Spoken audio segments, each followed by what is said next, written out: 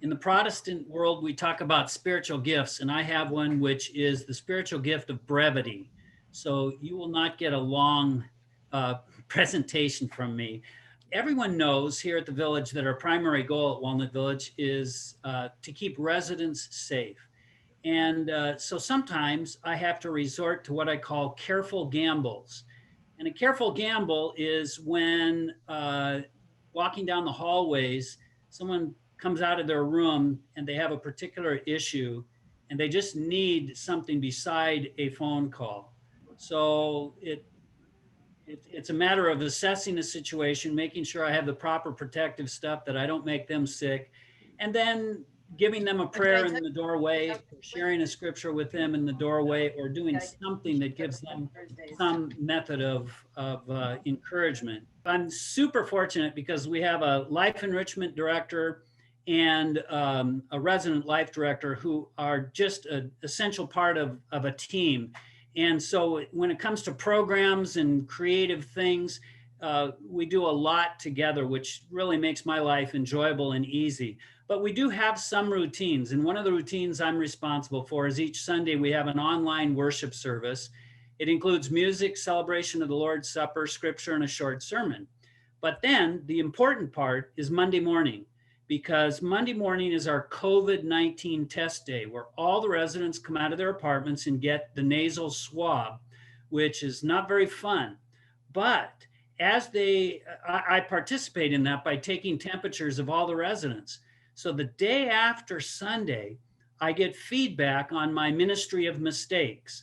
And that's where we get to laugh together. We get to hear if they listened or if I provided them a wonderful nap, whatever it is that's on their mind. And that's probably my favorite day of the week, COVID test day on Mondays.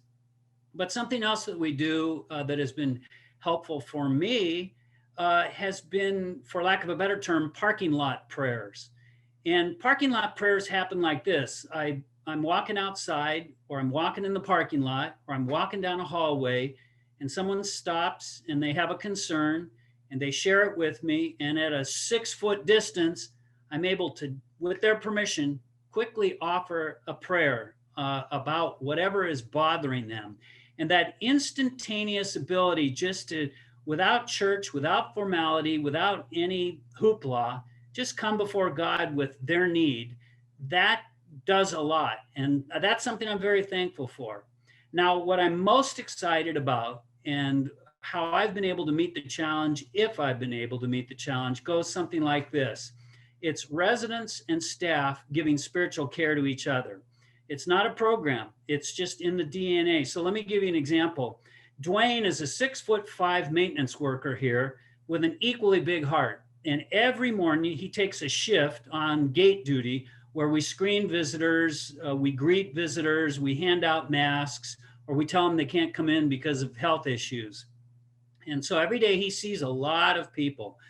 Well, that's the role. But equally important is something that he does that's not stated in the work assignment, and that's Dwayne does spiritual care.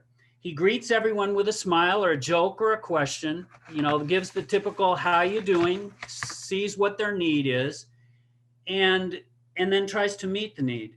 So one day Jose came through, another maintenance person, and as he entered the gate, Dwayne knew something was wrong just instantaneously. The demeanor, his face, Jose just showed it. And Dwayne, with great pathos and a real empathy, made it easy for Jose to tell him what he was concerned about. It just so happened that at that 7:15 in the morning, his cousin was having brain surgery and he was quite concerned.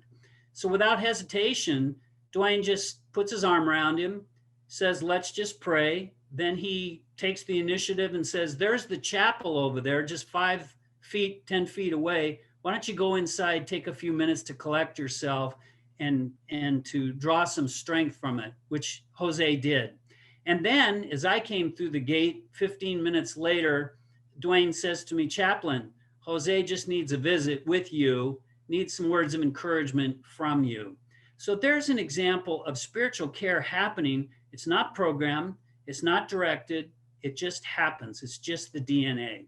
And that is one of the reasons why I love working here at Walnut Village, because the burden for everybody does not fall on my shoulders. It falls on everybody's shoulders, and it's a shared burden. So I guess what I would just simply say is this: I may be limited in my contacts, but staff and residents are making up for that loss by providing person-to-person care on their own as they're able. We do everything safe. I just want to assure you of that, with masks, social distancing, but they're doing it. They're taking the load. And many of you know we're located right next to Disneyland. And Disneyland always says they're the happiest place on earth. But I'm going to tell you right here, right now, that with the way residents and staff team together and care for each other, Walnut Village is the happiest place on earth. And it's second to no one in its caring, in its attitude, and its love for each other. It's wonderful.